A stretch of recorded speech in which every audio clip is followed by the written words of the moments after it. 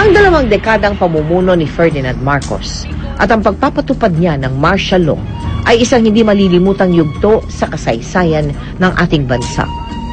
I have proclaimed martial law in accordance with the powers vested in the President by the Constitution of the Philippines.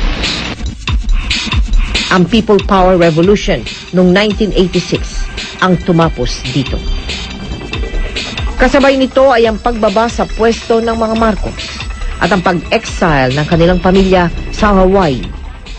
3 taon pa lamang silang namamalagi doon ay yumao na si Ferdinand dahil sa multiple organ failure.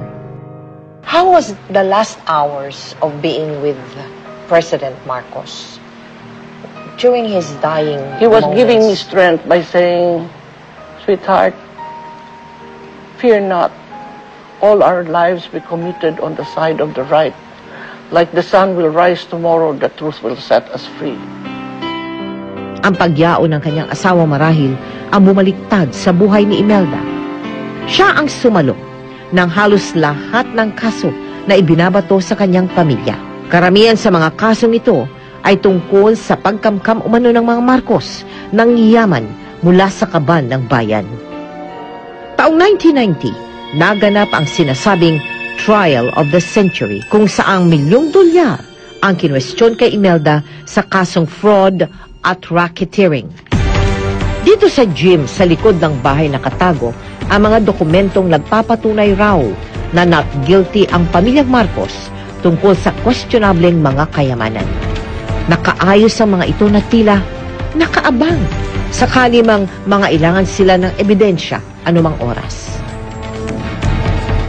You're entering the documents of the trial of the century.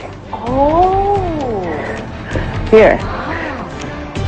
170 banks that Marcos deposited money on. These are the 350,000 documents used against me. Now, all of that. All the mines, all the banks of the world, 170 banks of the world. And I have the bill of lading. And these are all U.S. government exhibit. All of this. Just to show you the bill of lading, how much is $240 million. Oh my goodness. Is it million? Billion? billion? Billion? 240 billion? Only one shipment. And these are plenty of shipments. And then 5 sketches. Those shipments, we started them, all of this. Meralco. 2,900 hectares, that greenfields, Alabang, that's all ours. I was going to build a satellite city for the poor. So, no, we are not the thieves. These are the people. Mrs. Marcos, if we go by all of these, you are rich beyond compare. No, this will save the world. The world. The world. This This is the reason why I want to survive. And it's not for me anymore. So, Mrs. Marcos, are you saying you're open to giving some or an amount of this one to the country, to the Filipinos? Not only the Philippines, but the world. So, what are you waiting for before you can attain your intention? With this now, we are tied our hands with the whole press saying we are magnanakaw. We are the magnanakaw. Kami ang ninanakawan. We are the one who took it. Marcos suffered so much for this. Ang naging depensa raw ni Imelda para maipanalo ang kaso, bago pa man raw naging presidente si Ferdinand, may mga ipong ginto na raw ito na lumaki ng lumaki ang halaga paglipas ng panahon. When we started, it was $32 and then $35. An ounce of gold. She's talking of gold. Now, it's 1,300, 400, 500, 600, 800, naging iba-iba eh. Iba-iba. Ounce yan. How many kilos? And we are sitting on gold.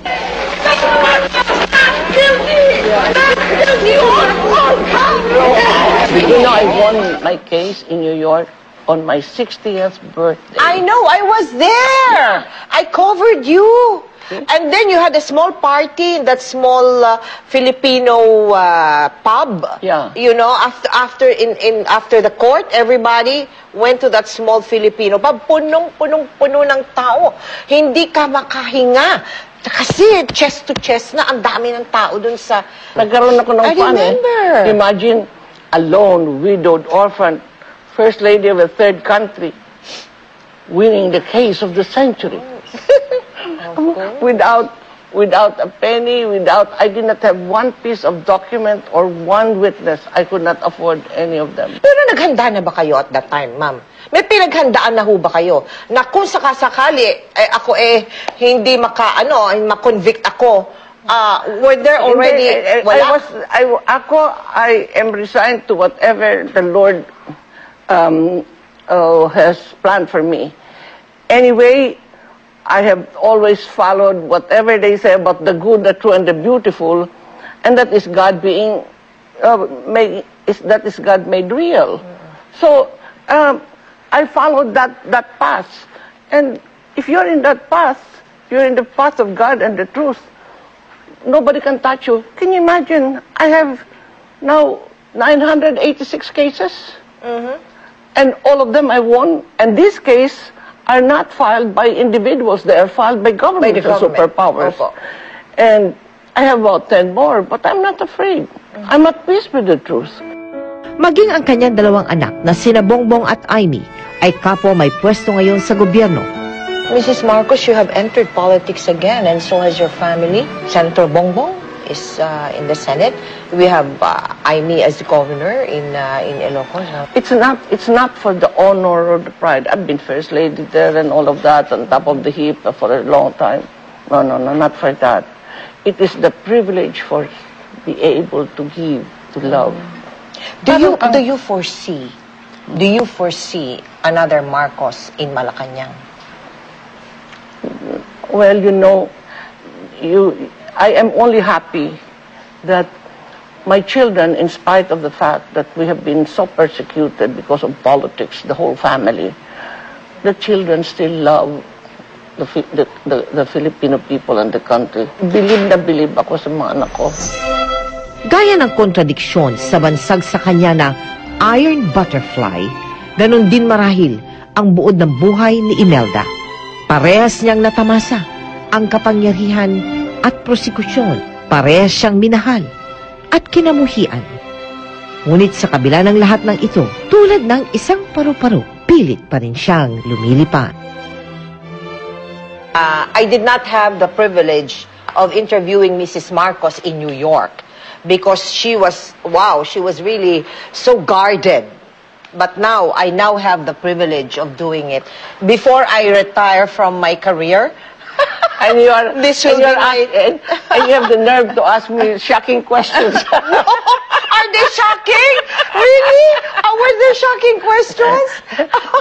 Some wouldn't dare. Oh, really? Oh, but I think I would because I am coming with a... I am okay, coming with a very clear conscience. I believe in transparency. Anyway, I have nothing to hide. Correct. Let me now thank you very much for this interview. It has been a real pleasure talking with you, and we wish you all the luck in the world for all the good intentions that you have for our people and our country. Well, thank you. I need it. I need it because the Lord intended this to be paradise and to be there forever, and gave us His own image, each one of us, and be a great creator, and we can do so much. And that's why I'm praying that we can really fulfill, and it's doable. It is doable. Maraming salamat po.